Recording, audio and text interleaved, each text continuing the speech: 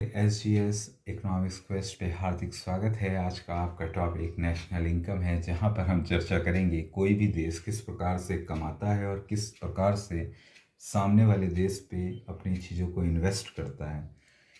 Income basically हर साल फरवरी में disclose की जाती है फाइनेंस मिनिस्टर के द्वारा कि इस साल हमारी जीडीपी क्या रही, जीएनपी क्या रहा, एनएनपी क्या रहा। इसके लिए इकोनॉमिक सर्वे आते हैं जिसके आधार पे हम समझ सकते हैं कि हमारा देश किस तरफ बढ़ रहा है।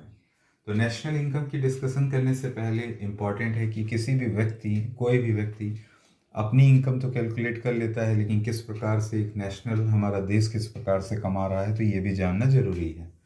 तो नेशनल इनकम बेसिकली बेस्ड होता है मनी वैल्यू, जो कि किसी पर्टिकुलर फाइनल गुड्स की होती है और सर्विसेज की होती है, जो कि ड्यूरिंग द फाइनेंशियल ईयर की मतलब 1 अप्रैल से 31 मार्च के बीच में। फाइनल गुड्स किस प्रकार से डिफाइन किए जाते हैं कि एक किसान वीट का तो उत्पादन कर देता है तो यह इनिशियल उत्पादन होता है। वही वीट को जब कॉरपोरेट सेक्टर वाले ले जाते हैं, उसे आटे में कन्वर्ट करते हैं, देन इसका ब्रेड के रूप में फाइनल गुड्स हमें प्राप्त होता है। वही शुगर से हम शुगर केन से शुगर का प्राप्त होना, देन कोई स्वीट से मिठाइयों का प्राप्त होना, यह हमारा फाइनल गुड कहलाता है।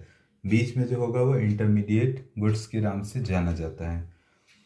किस प्रकार से फाइनेंशियल ईयर इंडिया में है तो 1 अप्रैल से 31 मार्च।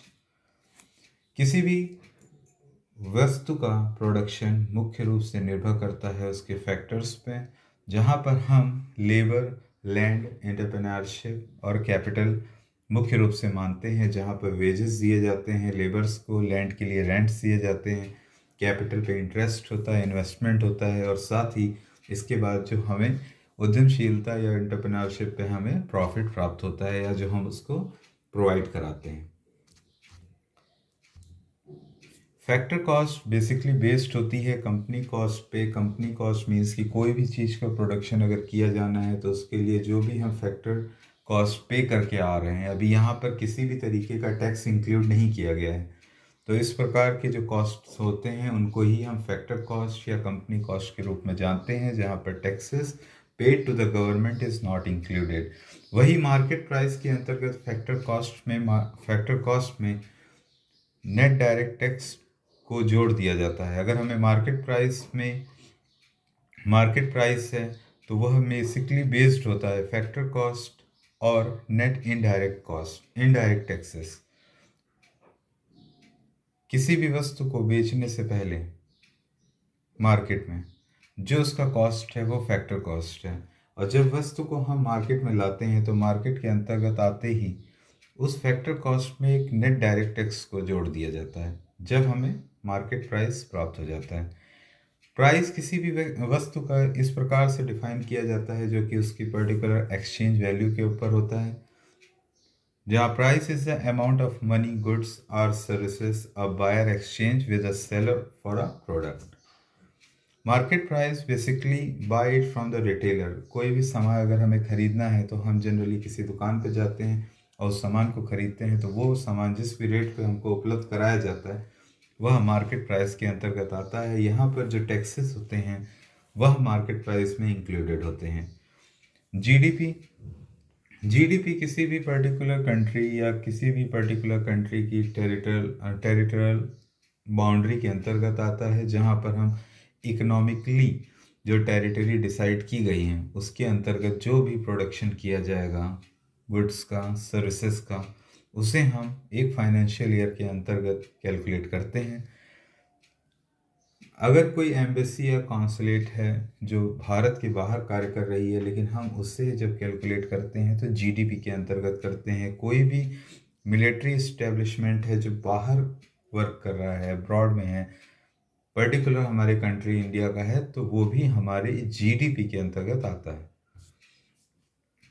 टाइप्स ऑफ जीडीपी में जहां हम कैलकुलेशन करते हैं नॉमिनल जीडीपी की और रियल जीडीपी की, तो नॉमिनल जीडीपी बेसिकली बेस्ड होता है आपके करंट प्राइस के ऊपर कि आज किसी वस्तु का प्राइस क्या है, 2 साल पहले क्या था उससे मतलब नहीं है, बस आज का करंट प्राइस ही कैलकुलेट किया जाता है। जबकि हम रियल जीडीपी का कैलकुलेशन करते समय base year price based GDP को कैलकुलेट करते हैं। मीन्स कि बेस ईयर गवर्नमेंट के द्वारा डिसाइड किया जाता है, जो कि ministry of statistics and programme implementation decide कर चुका है। जिससे पहले 2011 और 2012 था बेस ईयर, जो कि अब चेंज होकर के 2022-2023 हो चुका है, जहाँ पे ये डिसाइड है कि 2022-2023 के बेस ईयर के आधार पे हम किसी भी कंट्री का इंडिया का पर्टिकुलर जीडीपी डिफ्लेक्टर ज्ञात कर लेते हैं, जहाँ पे जीडीपी डिफ्लेक्टर का फॉर्मूला नॉमिनल जीडीपी और रियल जीडीपी के अनुपात पे निर्भर करता है।